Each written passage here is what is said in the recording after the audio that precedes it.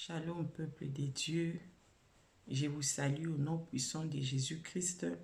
Que la paix de notre Seigneur Jésus soit votre partage.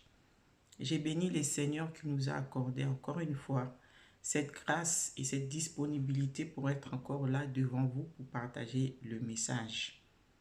Je vous remercie pour tous vos encouragements qui me vont vraiment droit au cœur, qui me fortifient.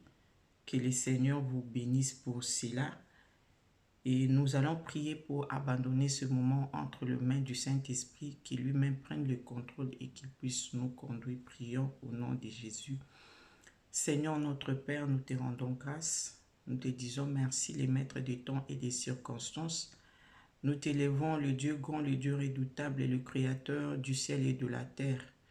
Merci Seigneur mon Dieu, mon roi, pour cette saison, Seigneur notre Dieu, où tu veux nous faire sortir de l'ignorance. Merci pour cette saison de délivrance. Merci pour cette saison de montée. Merci pour cette saison de visitation. Merci pour cette saison de percée, Papa. Saint-Esprit de Dieu, nous avons besoin de toi, le consolateur. Nous avons besoin de toi, l'enseignant par excellence. Saint-Esprit de Dieu, mets la parole dans ma bouche. Je ne sais pas parler, je ne connais rien, Seigneur. Mais je me rappelle d'une chose et tu m'avais dit, j'ai mis ma parole dans ta bouche. En sorte que quand tu parleras, mon peuple sera béni, mon peuple sera délivré. Je me confie en toi, voilà pourquoi je t'abandonne ces moments. Que le sang de Jésus-Christ me couvre, Papa. Que le sang de Jésus couvre cette vidéo. Que le sang de Jésus couvre toute personne qui va recevoir cette parole. Que toutes les flèches de l'ennemi retournent à l'envoyer au nom de Jésus. Que toute arme forgée contre moi soit nulle et sans effet au nom puissant de Jésus. Que tout esprit de mauvaise interprétation, que tout esprit d'incrédulité soit détruit, soit anéanti au nom puissant de Jésus-Christ. Père de gloire, que l'honneur, la gloire te revienne.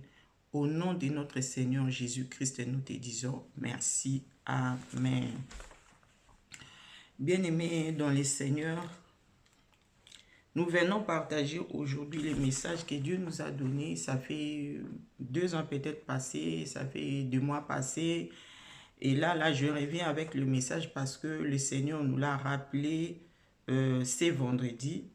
Et c'est vraiment important, c'est urgent que le peuple de Dieu prenne connaissance de cela.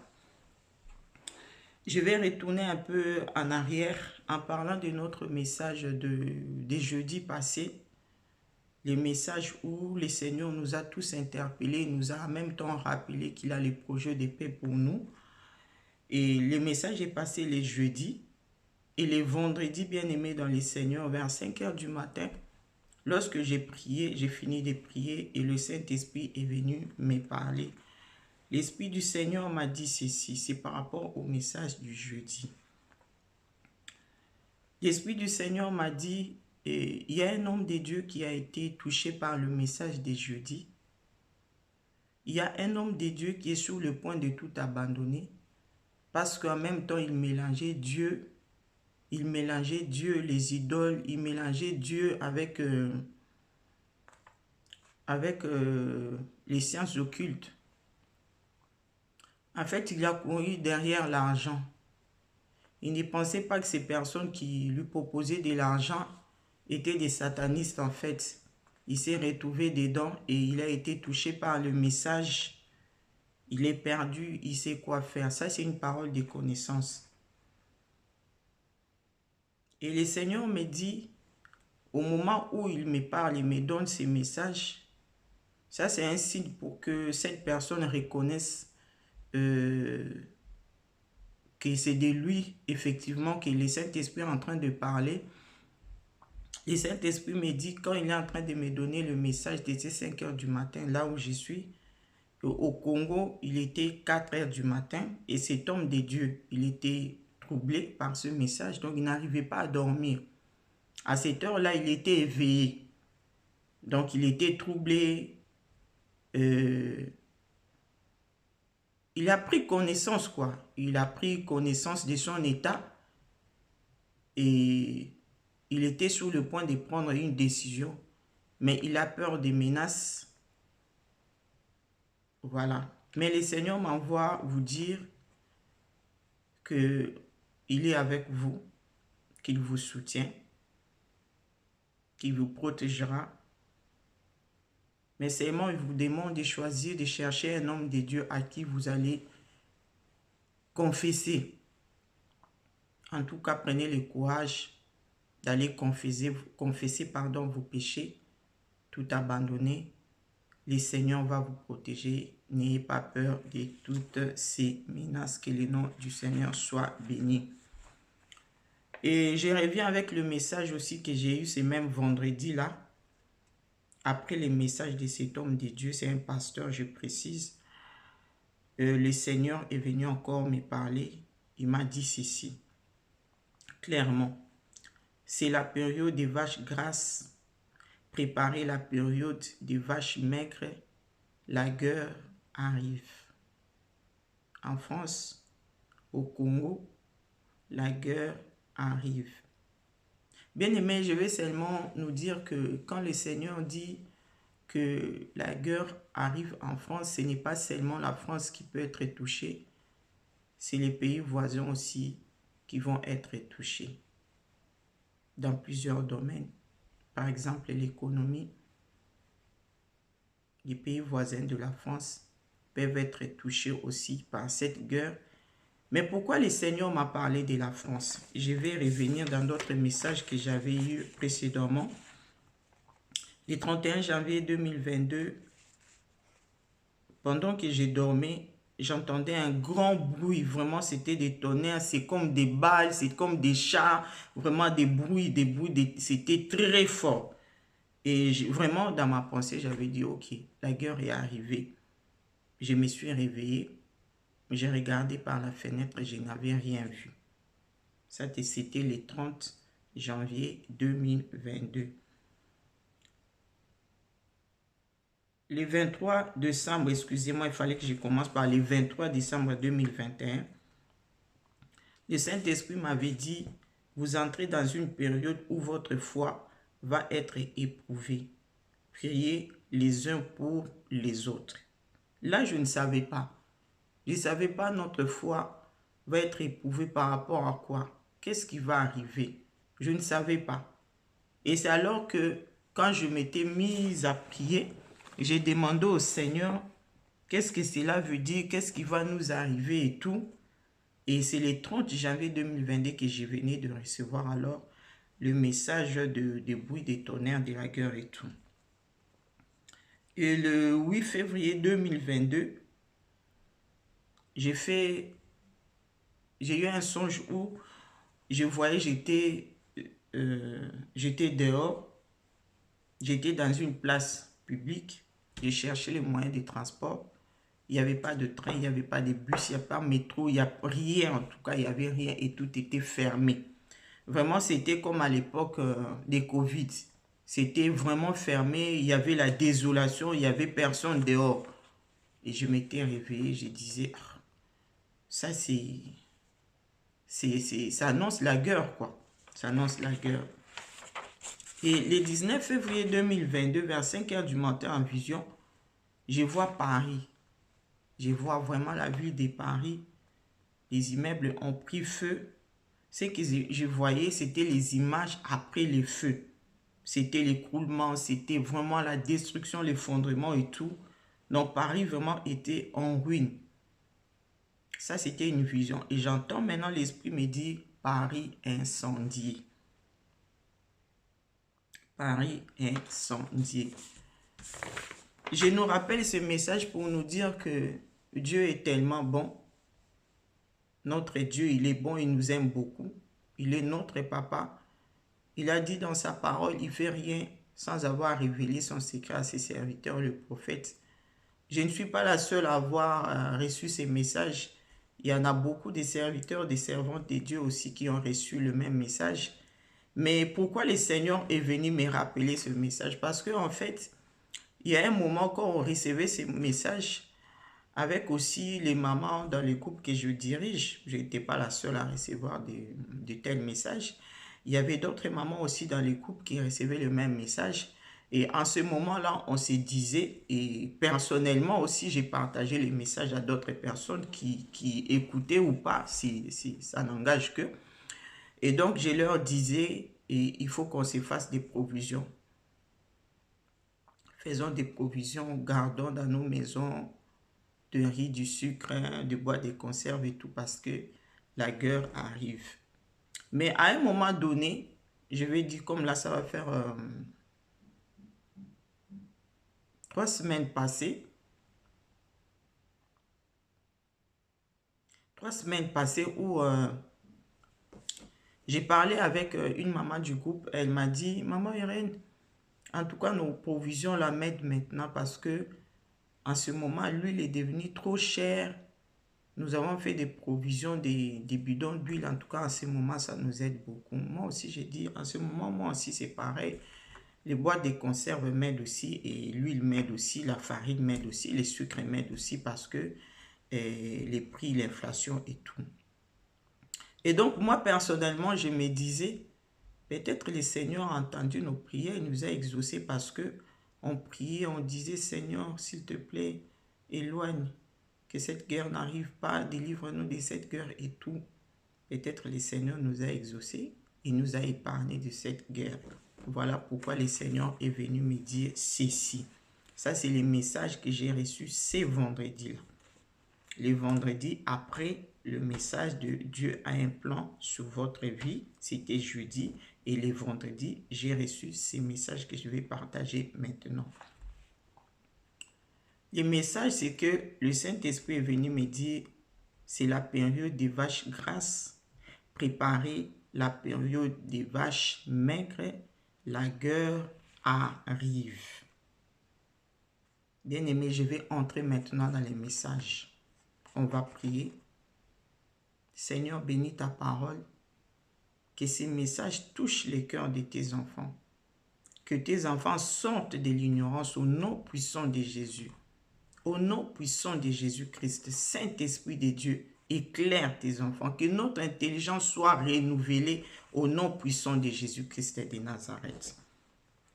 Bien-aimé, la période des vaches grasses, c'est cette période où Dieu, par sa grâce, t'accorde la bonté afin que tu puisses travailler, t'accorde la bonne santé, j'allais dire, afin que tu puisses travailler, afin que tu puisses étudier, tu réalises tes projets.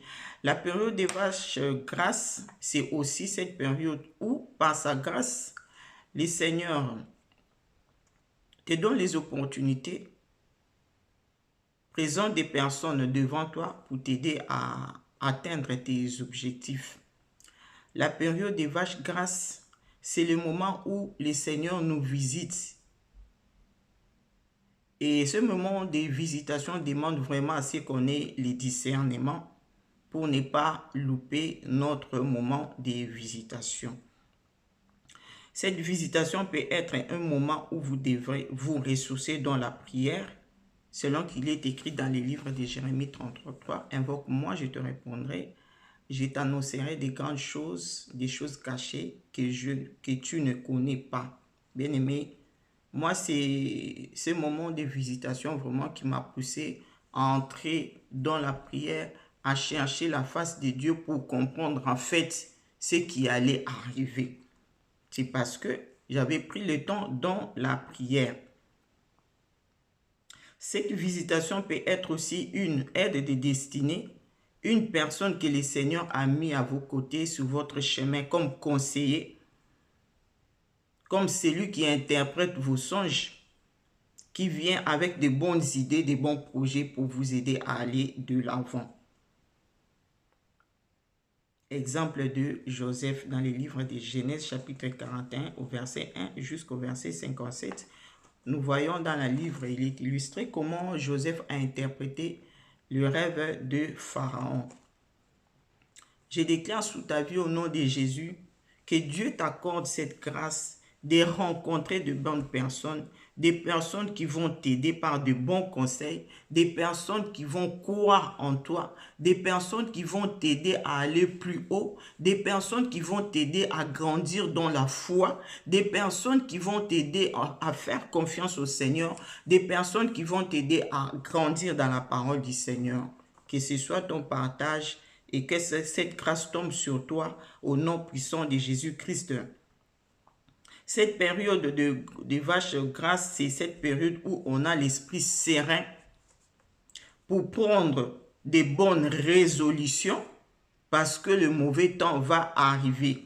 La période des vaches grasses, c'est la période où nous devons épargner pour l'instruction de nos enfants. La période des vaches grasses, c'est la période où nous devons nous unir, se mettre ensemble, réfléchir, bien-aimés, pour sauver notre pays, pour sauver notre nation, pour sauver notre peuple. Il est écrit dans les livres des Proverbes au chapitre 11, nous allons lire Proverbes chapitre 11 au verset 11.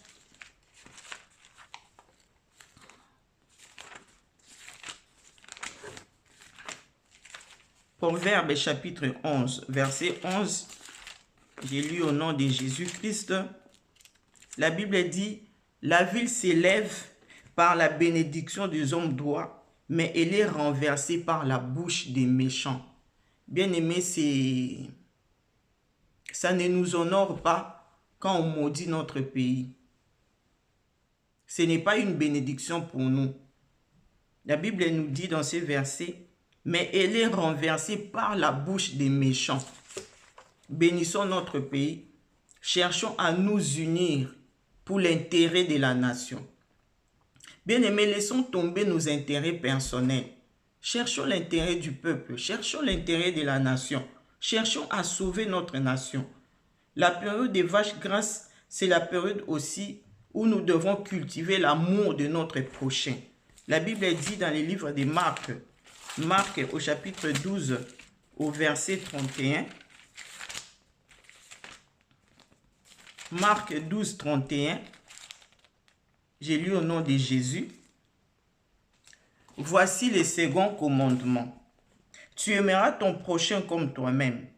Il n'y a pas d'autre commandement plus grand que ceux-là. Bien-aimé, quand tu aimes ton prochain, tu ne souhaites pas son malheur. Ça ne te fait pas plaisir de le voir souffrir. La Bible dit, l'amour comprend, l'amour excuse. Ce que tu ne veux pas qu'on te fasse, ne fais pas aussi à ton prochain. Cultivons l'amour, bien-aimé. Dans cette période des vaches grasses, cultivons l'amour. Parce que si déjà dans cette période, il n'y a pas l'amour en nous, quand viendront les moments difficiles, nous n'aurons pas l'amour à partager parce qu'il n'y a pas en nous. L'homme ne donne que ce qu'il a. Tu ne peux pas donner à une personne ce que tu n'as pas. Cultivons l'amour. La période des vaches grasses, la période des vaches maigres, je vais dire, c'est la période des crises. C'est la période d'hyperinflation où tout devient trop cher et rare. La période des vaches maigres, c'est la période où il y a un fort déficit de la balance commerciale qui peut s'expliquer comme la période de l'inflation s'explique dans la hausse des prix de l'énergie. Ça a causé l'inflation et ça va encore s'empirer, bien-aimés dans les Seigneurs. La période des vaches maigres, c'est la période de trouble. C'est la période où il n'y a pas de calme. C'est la période où il n'y a pas de tranquillité. C'est la période des pleurs. C'est la période des famines. C'est la période des faillites. C'est la période des dépôts de bilan pour quelques-uns. Et pour d'autres qui veulent tenir, c'est la période d'énormes sacrifices. La période des vaches maigres, c'est la période où on ne mange pas à sa faim. On ne mange pas pour se rassasier. C'est la période où on vit avec la peur du lendemain. C'est la période où on ne prend pas soin de son corps, bien-aimé. Parce que les salons de coiffure, les boutiques, tout sera fermé. La période des vaches maigres, c'est la période où plusieurs abandonnent la foi. Et quoi que Dieu les a abandonnés. C'est la période où nous perdons nos proches pour X ou Y raison. Ça peut être la maladie, la dépression, par des crises cardiaques, par l'anxiété, par l'angoisse. Nous perdons nos proches. Pour nous, peuple de Dieu, c'est une période où nous élevons nos yeux vers les montagnes. Nous allons lire les livres des psaumes. Psaume 121. Psaume 121. La Bible déclare: j'élève mes yeux vers les montagnes, d'où me viendront les secours. Les secours me viennent de l'Éternel qui a fait les cieux et la terre. Il ne permettra point que ton pied chancelle. Celui qui te garde ne sommeillera point. Voici ne sommeille ni ne dort, celui qui garde Israël. L'Éternel est celui qui te garde. L'Éternel est ton ombre à ta main droite. Pendant le jour, le soleil ne te frappera point, ni la lune pendant la nuit. L'Éternel te gardera de tout mal, il gardera ton âme. L'Éternel gardera ton départ et ton arrivée de maintenant et à jamais. Nous allons encore lire le livre des psaumes 32 au verset 7. Bien aimé, c'est pour booster notre foi. C'est pour savoir que quand bien même les moments difficiles vont arriver, quand bien même que nous serons dans la période des vaches maigres, le Seigneur ne va pas nous abandonner. Il sera toujours là pour nous. Psaume 32, au verset 7. Il est écrit: tu es un asile pour moi, tu me garantis de la détresse, tu m'entoures des chants d'allégresse. Ça, c'est le psaume, c'est le cantique de David. Bien aimé, David a écrit quand il fouillait Saoul. David a écrit quand il était dans l'angoisse, qu'il était dans la peur, il était poursuivi. C'est une leçon pour nous. Dans les moments difficiles, bien aimés, louons le Seigneur, adorons le Seigneur. Il est là. Dans la louange de son peuple, il est là, bien aimé. Dans les moments difficiles qui vont arriver, notre attitude ou bien un comportement adopté, c'est seulement ce comportement de louer notre Dieu. Amen. Hein? Nous avons lu Psaume 32 au verset 7, là il est écrit: l'Éternel, tu es un asile pour moi, tu me garantis de la détresse. Bien aimé, l'asile c'est quoi? L'asile c'est un lieu inviolable où pouvait se réfugier une personne poursuivie. C'est seulement en Jésus qu'on peut trouver notre refuge. C'est Jésus-Christ qui est le véritable asile. Bien aimé, même tous ceux qui sont dans ces pays-ci, nous sommes dans des pays là comme des réfugiés et tout. Mais quand les moments difficiles arrivent, quand la guerre arrive, quand la famine, vous n'avez aucune protection. Ils ne vous protègent pas. Ils ne vont pas vous dire parce que vous êtes étranger ici, on vous a accueilli. Donc voilà, vous êtes prioritaire, vous bénéficiez de ça, de ça. Non. Bien aimé, au moment de la guerre, il n'y a pas de privilèges. Nous sommes tous au même pied d'égalité. Nous sommes tous là dans nos maisons enfermées. Les magasins, les boutiques et tout sont fermés pour tout le monde. Tout le monde n'a pas accès. Tout le monde n'a pas accès. Voilà pourquoi je viens nous dire, le véritable asile, c'est Jésus-Christ. C'est Jésus-Christ qui est notre refuge. C'est Jésus-Christ qui est notre haute retraite. C'est Jésus qui est notre forteresse. C'est Jésus-Christ qui est notre secours. C'est lui la vraie protection. C'est lui le vrai refuge. C'est Jésus-Christ bien-aimé dans les Seigneurs.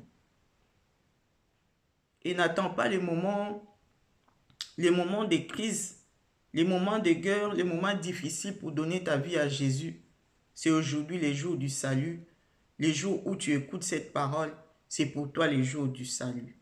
C'est pour toi aujourd'hui les jours de ta délivrance. Aujourd'hui, bien-aimé, prends la décision de t'abandonner. Prends la décision de suivre Jésus. C'est un choix que tu ne vas pas regretter. Amen. Bien aimé, dans cette période, comme je viens de nous dire, il y aura la crise. Mais nous espérons en notre Dieu. Nous espérons au Dieu de la multiplication. Bien aimé, on ne sait pas la guerre, la crise, la faillite va prendre combien de temps. Moi, personnellement, je ne sais pas.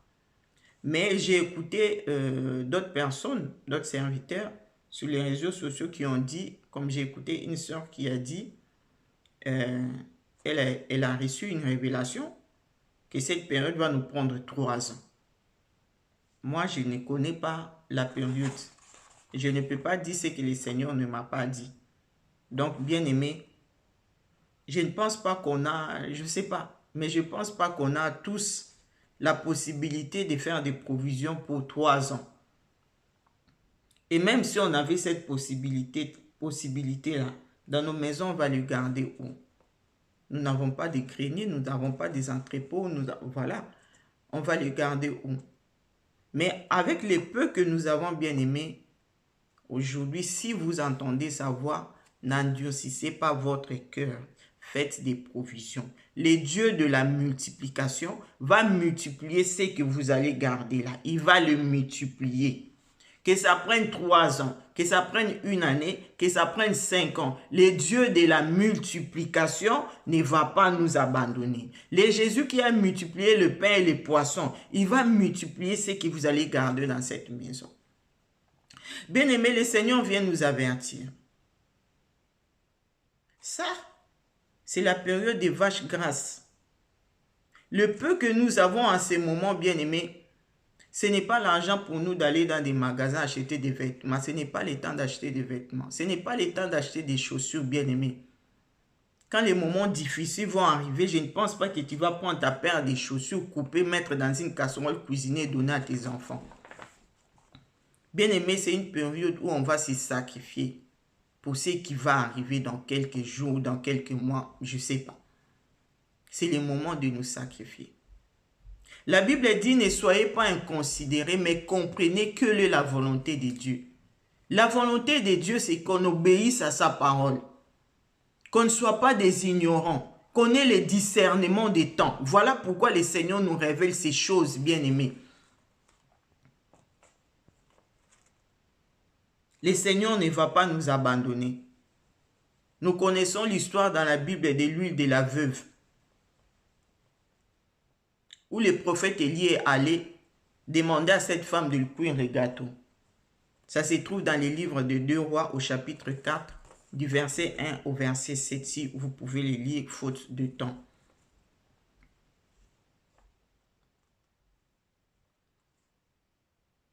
Bien-aimé, avant que j'aie ce message, l'année dernière, l'Esprit de Dieu m'avait dit ceci un jour. Il m'avait dit, apprenez à vos enfants la prière. Apprenez à vos enfants comment prier. Le Seigneur avait cité les noms de mes enfants. Exemple, je ne cite pas les noms de mes enfants, mais là, je vais citer un exemple. Si ton fils aîné s'appelle Marc, et après, il y a Marie, et l'autre s'appelle Anne, le Seigneur a dit, apprends à Anne à prier, que Anne prie pour un mari, que Marie prie pour Marc, que Anne prie pour Marie. Donc, apprenez à vos enfants à prier comme ça. Que vos enfants savent se soutenir dans la prière. Et à nous aussi, le Seigneur nous avait dit, nous, enfants de Dieu, soutenons-nous dans la prière. Amen. Soutenons-nous dans la prière. Nous allons lire les livres de 1 Timothée. 1 Timothée chapitre 2, verset 1 à 2, la Bible dit. 1 Timothée chapitre 2, verset 1 à 2, j'ai lu au nom de Jésus. J'exhorte donc, avant toute chose, à faire des prières, des supplications, des requêtes, des actions de grâce pour tous les hommes, pour le roi et pour tous ceux qui sont élevés en dignité, afin que nous menions une vie paisible et tranquille en toute piété et honnêteté. Cela est bon et agréable devant Dieu notre Sauveur. Soutenons-nous, bien-aimés, dans la prière. Soutenons nos autorités. Amen. Il est encore écrit dans les livres des Proverbes 21, Proverbes chapitre 21 au verset 1. Le cœur du roi est un courant d'eau dans la main de l'Éternel. Il incline partout où il veut. Bien-aimés, par ce passage, je vais nous dire de prier pour nos autorités. Leur cœur est entre les mains de Dieu. C'est Dieu qui incline leur cœur partout où il veut. Prions pour nos autorités. Que le Seigneur incline leur cœur vers les chemins de la justice, vers le chemin de l'amour, vers le chemin de la miséricorde. Que le Seigneur incline leur cœur, qu'ils comprennent la volonté de Dieu. Bien-aimés, dans l'Ancienne Alliance, les rois étaient des serviteurs de Dieu. Pourquoi pas à cette époque? Pourquoi pas en ce moment? Nous prions les mêmes dieux, bien-aimés dans le Seigneur. Nous sommes là à les juger.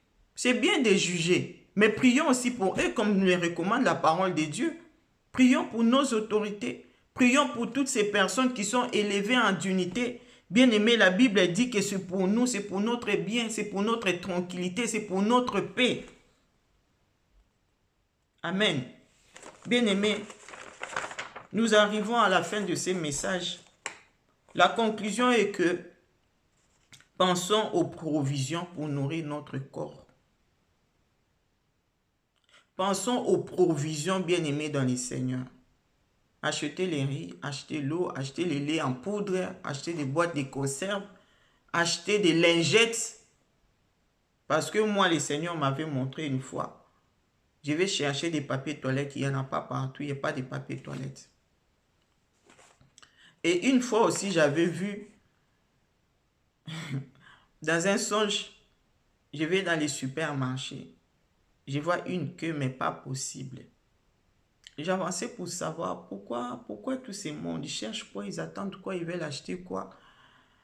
Et quand j'arrivais, je voyais que tout ce monde-là était là pour acheter. Pas les beurres, hein, la margarine. Parce que le beurre, ça se conserve au frais. Allez-y comprendre, si c'est la margarine, c'est parce qu'à un moment donné, il n'y aura pas d'électricité. Et c'était comme ça, un seau de margarine. Et ce qui était étonnant, ce qui était en même temps gênant, je voyais des personnes avec leurs baguettes. La personne achète sa baguette, elle vient, la personne qui vend la margarine, met la margarine sur le pain et lui remet le pain. C'est comme quand on était encore en Afrique. L'ipamate qu'on fait, bon. Nous allons arriver dans ces moments de crise, bien-aimés dans le Seigneur. Dieu est bon. Dieu est bon, il vient nous avertir. Dieu est bon, il vient nous révéler les choses qui vont arriver par la suite. Je disais tantôt, pensons à faire des provisions pour nourrir notre corps. Pensons également à nous faire des provisions pour nourrir notre âme, pour nourrir notre esprit. Il nous faut être forts dans ces moments de crise, dans ces moments de pleurs, bien-aimés. Plusieurs vont abandonner la foi. Ça encore, c'est un autre message que j'avais reçu, où le Seigneur me disait, il faut dire aux enfants de Dieu, soutenez-vous dans la prière, parce que le temps vient où la foi, la foi sera éprouvée. Plusieurs vont abandonner la foi. Ils vont renier les seigneurs. Plusieurs vont maudire les seigneurs. Ils vont dire, si tu es avec nous, pourquoi toutes ces choses nous arrivent? Moi, je ne crois pas en toi. Tu es le Dieu qui abandonne. Ils vont maudire les seigneurs bien-aimés. C'est pourquoi les seigneurs viennent nous parler. Faites la provision. Priez pour ces moments. Priez pour que le Seigneur vous garde dans la foi. Priez pour que vous soyez enracinés dans la parole du Seigneur. Priez pour que vous ne soyez pas ébranlés prier pour que vous restiez fermes. Nous allons lire le livre des Colossiens au chapitre 3 au verset 16. Il est écrit que la parole de Christ habite parmi vous abondamment. Instruisez-vous et exhortez-vous les uns les autres en toute sagesse, par des psaumes, par des hymnes, par des cantiques spirituels, chantant Dieu dans vos cœurs sous l'inspiration de la grâce. Que la parole de Dieu habite en vous. Bien-aimés, il faut qu'il y ait la parole, les dépôts de la parole de Dieu en vous. Pour que quand le moment difficile vont arriver, vous vous rappelez de la parole de Dieu. Vous déclarez la parole de Dieu. C'est ce qui va vous garder dans la foi. Nous allons encore lire le livre des Thessaloniciens, 1 Thessaloniciens au chapitre 5, au verset 1 Thessaloniciens chapitre 5. Je commence par le verset 1, il est écrit: pour ce qui est des temps et des moments, vous n'avez pas besoin, frères, qu'on vous en écrive. Car vous savez bien vous-même que le jour du Seigneur viendra comme un voleur dans la nuit. Quand les hommes diront paix et sûreté, alors une ruine soudaine les surprendra, comme les douleurs de l'enfantement surprennent la femme enceinte, et ils n'échapperont point. Mais vous, frères, vous n'êtes pas dans les ténèbres pour que ces jours vous surprennent comme un voleur. Ces jours ne vont pas nous surprendre, bien-aimés. Voilà pourquoi le Seigneur vient nous révéler toutes ces choses. Prenez le temps dans la prière. Exhortons-nous par des cantiques, par des hymnes, que la parole de Dieu soit en nous. Soyez visités, soyez enracinés par la parole de Dieu. Soyez visités par le Saint-Esprit, que la parole du Seigneur vous visite, que la parole du Seigneur vous transforme, bien-aimés, dans le Seigneur. J'aimerais dire à tous nos bien-aimés qui sont dans la diaspora, soutenons nos familles qui manquent peut-être en Afrique, nos parents qui n'ont rien. Bien-aimés, pensons à eux. La guerre arrive au Congo. La guerre arrive au Congo. Ce n'est pas seulement ici en France.